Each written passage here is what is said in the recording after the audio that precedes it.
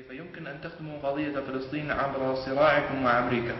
بداية لا بد أن نقرر أن إسرائيل جريمة مستمرة ضد المسلمين منذ أكثر من 50 عاما، وأمريكا هي زعيمة المجرمين في هذه الجريمة، وأنه لا حياة لإسرائيل بدون الدعم الأمريكي لها، وأن إسرائيل قاعدة عسكرية أمريكية متطورة في قلب العالم الإسلامي وفي بقعة من أقدس بقاعه، ولذلك فعلى أمريكا أن تدفع ثمن سياستها الظالمة الغاشمة ضد المسلمين وخاصة في فلسطين.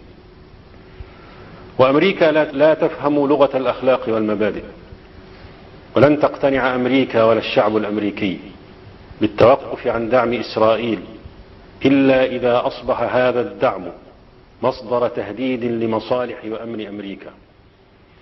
واجبنا أن نحرم أمريكا من الأمن. May 26th of 1998, Osama Bin Laden discusses bringing the war home to America in a press conference from Khost, Afghanistan. Bin Laden holds his first and only press conference to help publicize the fatwa he published several months before. Referring to the group that signed the fatwa, he says, quote, "By God's grace, we have formed with many other Islamic groups and organizations in the Islamic world a front called the International Islamic Front to do jihad against the Crusaders and Jews.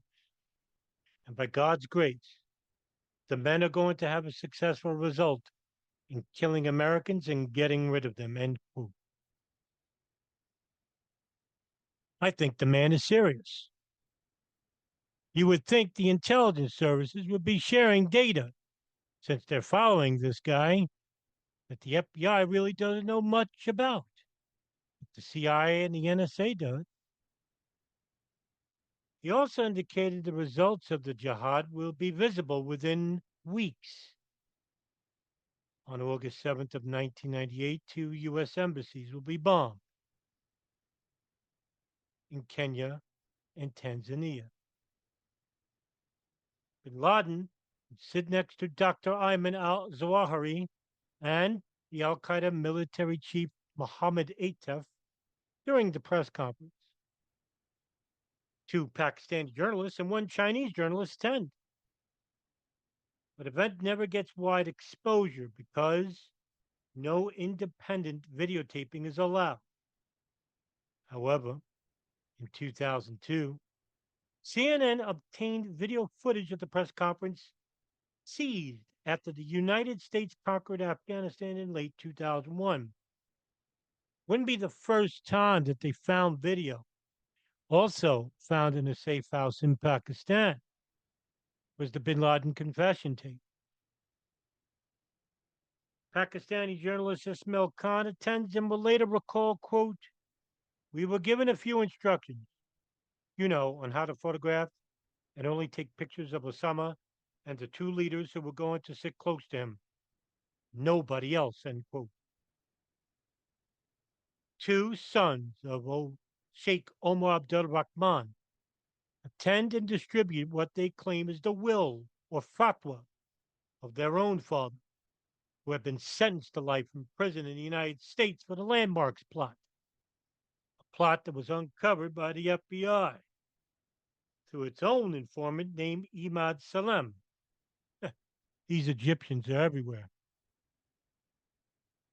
Journalist Peter Bergen will later comment that the significance of the son's presence at the conference cannot be underestimated because it allowed Bin Laden to benefit from Abdul Rahman's high reputation among radical militants.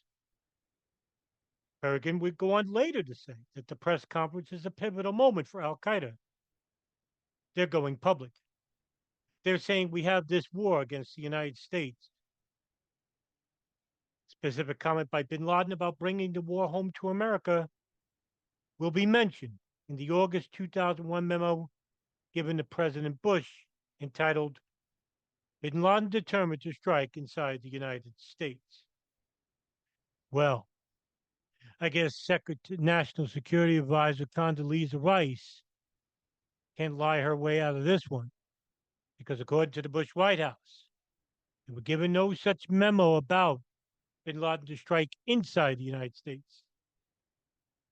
But the information said otherwise.